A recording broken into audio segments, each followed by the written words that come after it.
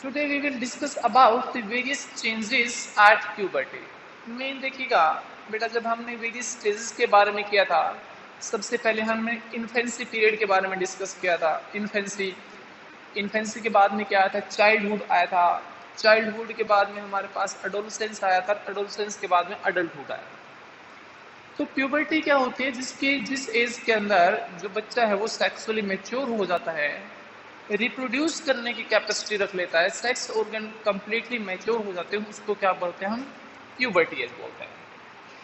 तो इसके अंदर क्या होते हैं? बॉडी के अंदर बहुत सारे चेंजेस आते हैं। इसको हम इमीडिएटली ग्रोइंग एज भी बोलते हैं। इसको हम एकदम वो कहते हैं ना, क्रांतिकारी एज भी बोलते हैं, क्योंकि सारे के सारे जो डिसीजन भी इसी में लेने होते हैं, पढ़ना भी इसी में होता है, लाइफ की इंजॉयमेंट भी इसी में करनी होती है, बॉडी का डेवलपमेंट भी इसी में होता है, सारा कुछ काम इसी में होता है। तो इसलिए इस एज को हम क्या बोलते हैं? क्रांतिकारी एज बोलते हैं। तो सबसे पहले अगर लेके चलता हूं मैं कि व्हाट इज द चेंजेस, तो सबसे पहला चेंजेस आता है हमारे पास increase in height. Increase in height देखो, सबसे पहले अगर मैं बात करता हूं तो देखिए 8 क्लास के बाद में लगभग नियर अबाउट आपकी या मिड एज तक 8 तक आपकी प्यूबर्टी एज स्टार्ट हो जाती है। और इस एज के अंदर अंदर जो रेट ऑफ ग्रोथ ऑफ आपका हाइट होता है वो बहुत ज्यादा होता है। और हाइट का केस अगर हम डिस्कस करें बॉयज और गर्ल्स का करें, तो बॉयज का गर्ल्स का जो रेट ऑफ ग्रोथ होता है वो that is much more than the growth of the height of boys. Boys से क्या होता है? ज्यादा होता है। लेकिन 18 ईयर तक आते आते दोनों का एज क्या है? एज का जो रेशियो होता है वो लगभग क्या होता है? सेम हो जाता है। तो सबसे पहला था हमारे पास इंक्रीज इन हाइट। सेकेंड आता है हमारे पास change in body shape. Change in body shape देखो, बॉडी के अंदर भी बहुत सारे चेंजेस होने स्टार्ट हो जाते हैं। बिल्कुल बॉडी के अंदर, लेंथ के अंदर, ब्रेथ के अंदर, बॉडी ऑर्गन्स के अंदर, मसल्स के अंदर, शोल्डर के अंदर, सारा का सारा क्या होता है? चेंजेस होना स्टार्ट होता है। कहता है during puberty body changes at a certain places.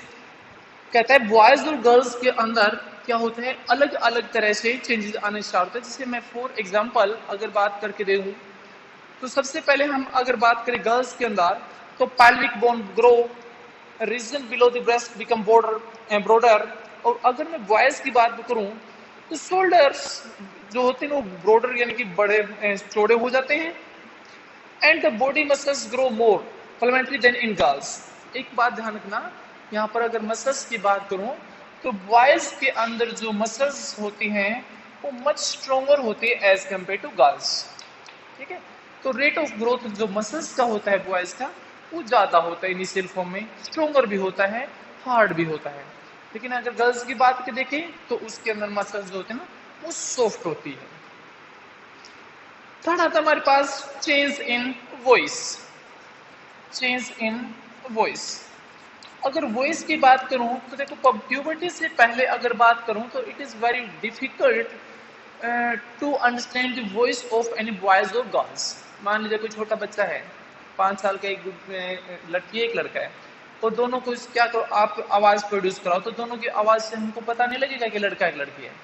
बिल्कुल, क्योंकि उनका जो ये लिरिक्स होता है ना, ये वाला क्या होता है? पूरी तरह से डेवलप नहीं हुआ होता है। जैसे प्यूबर्टी जाती है तो देखो गर्ल्स के अंदर जो ये होता है ना, ये वाला ये कम ग्रो होता है, और बॉयज के अंदर देखो ज्यादा होता है। देखो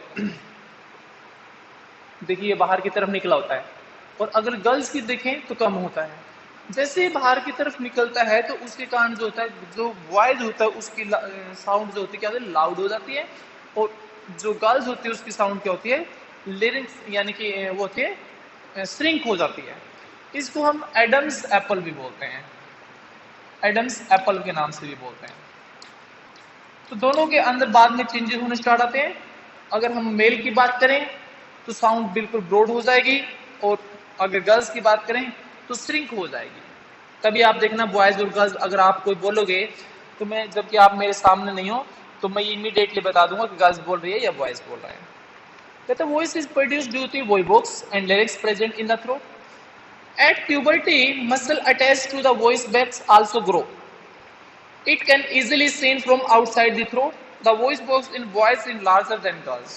बॉयज का जो होता है ना गर्ल्स से क्या होता है बड़ा होता है। The voice box in boys can be easily seen Adam apple in the throat, जबकि गर्ल्स का हम क्या लगे इजिली सीन नहीं कर सकते। The boys voice become deep and harsh, बिल्कुल यानी कि वो गहरी आवाज हो जाएगी, यानी कि वो हो जाएगी। जबकि अगर गर्ल्स की बात करें तो श्रिल हो जाएगी, उनकी पिचेस ज्यादा हो जाएगी। In adolescence, the voice become hoarse due to the some abnormality in muscles of the growing voice box। कहते हैं कई बार तो वॉइस की अगर हम बात करें तो आवाज इतनी ज्यादा यानी कि खराब और हैवी हो जाती है, कहता है उनके अंदर कुछ कई बार अबनॉर्मेलिटी आ जाती है इन मसल्स के ग्रोविंग के दौरान, तो उसका ट्रीटमेंट हो जाता है, ऐसी बात नहीं है। और दिस इज टेम्परेरी, कहता है कुछ टाइम के लिए होता है। And voice become normal after some time, कुछ टाइम के बाद में ठीक भी हो जाता है।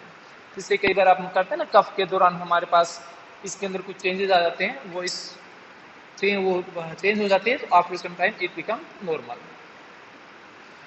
थर्ड आता हमारे पास इंक्रीज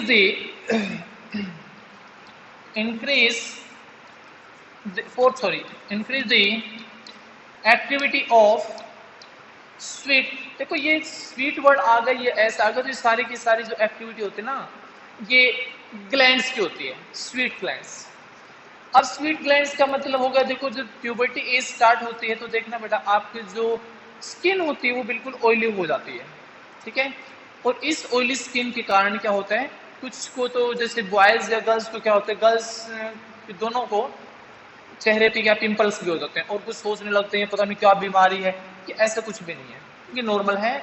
और इसको इतने कोई मेडिसिन की भी जरूरत नहीं होती, नॉर्मल एक्टिविटी है, हो जाएगी ठीक। इसके लिए ज्यादा मेडिसिन है घर वालों को खर्चा कराने से अच्छा है बार बार क्या करो उसको साफ कर लो, आपकी ओली स्किन ज्यादा होती है उसके अंदर होता है। और कुछ क्या होता है पोल्यूशन के कारण थोड़ा सा हो जाता है। नॉर्मल जो एंटीसेप्टिक क्रीम होती है वो यूज कर लो, ज्यादा इतना वो करने की केमिकल लेने की जरूरत नहीं है। During puberty the secretion of the sweat gland and स्वीटिश ग्लैंड ऑयल ग्लैंड इंक्रीज, बिल्कुल skin become oily. This cause acne and pimples on the faces during this period. These disappear by the time one reaches the age of 18 to 19। अब 18 या 19 के हो जाओगे तो बिल्कुल आपका चेहरा फिर से साफ हो जाओगे, आप बिल्कुल एकदम यानी कि सुंदर बन जाओगे, ब्यूटी क्वीन या फिर जो भी बॉयज को अगर कहें तो बिल्कुल handsome. However, in some they continue to adulthood। लेकिन कुछ के अंदर ऐसा होता है, कुछ के अंदर ऐसा होता है कि जो ये एक्ने का प्रोसेस है या जो दूसरी एक्टिविटी है ये क्या है चलती रहती है, हो सकता है कुछ अबनॉर्मलिटी आ जाए, तो उस टाइम क्या कर लेना चाहिए, थोड़ा सा डॉक्टर से कंसल्ट कर लेना चाहिए।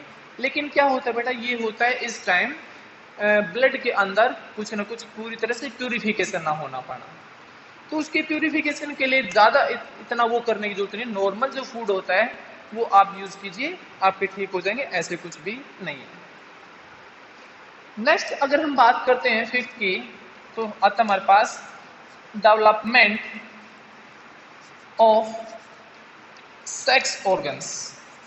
बिल्कुल देखिएगा प्यूबर्टी की डेफिनेशन में जब हम देखते हैं बोलते हैं तो sex organ become mature and any person or we can say any male or female become capable to reproduce at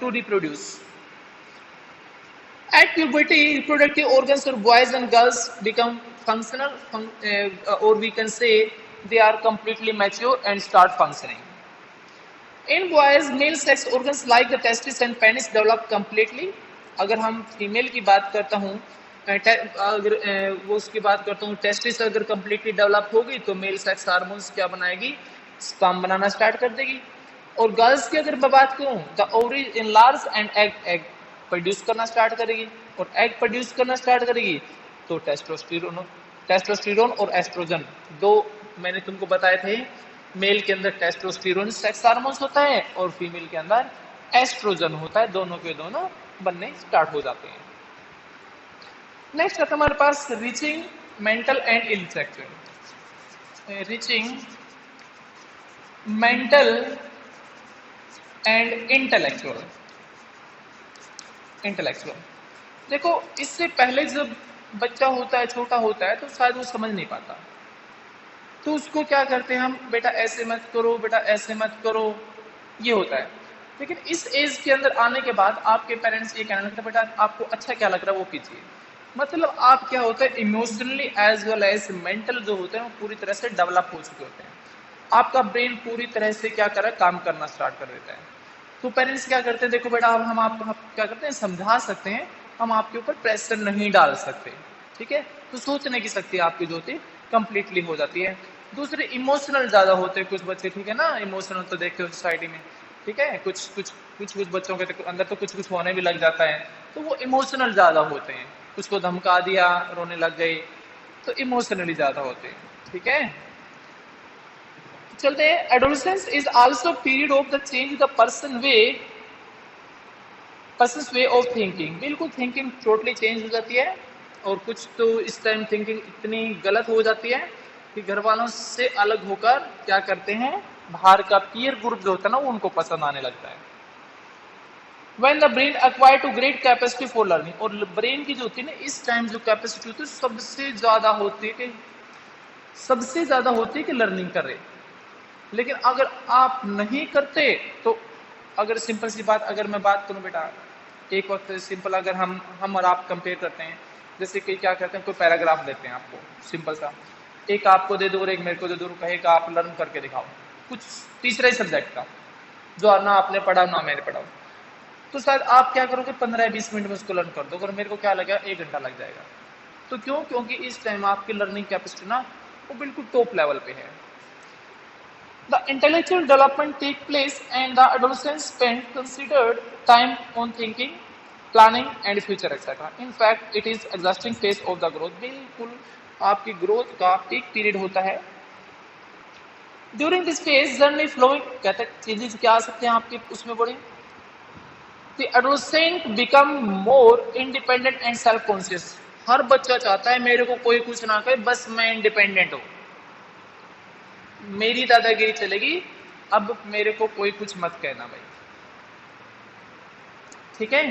secondly क्या होता है, they start feeling the need to अकम्पस and understanding, acceptance, need for acceptance कहता है। दूसरी बात अगर हम बात करें तो ये कहेगा भी देखो मैं जो कहता हूं मेरे को एक्सेप्ट कर लो, बस मैं ठीक हूं, सही हूं, मतलब सही हूं।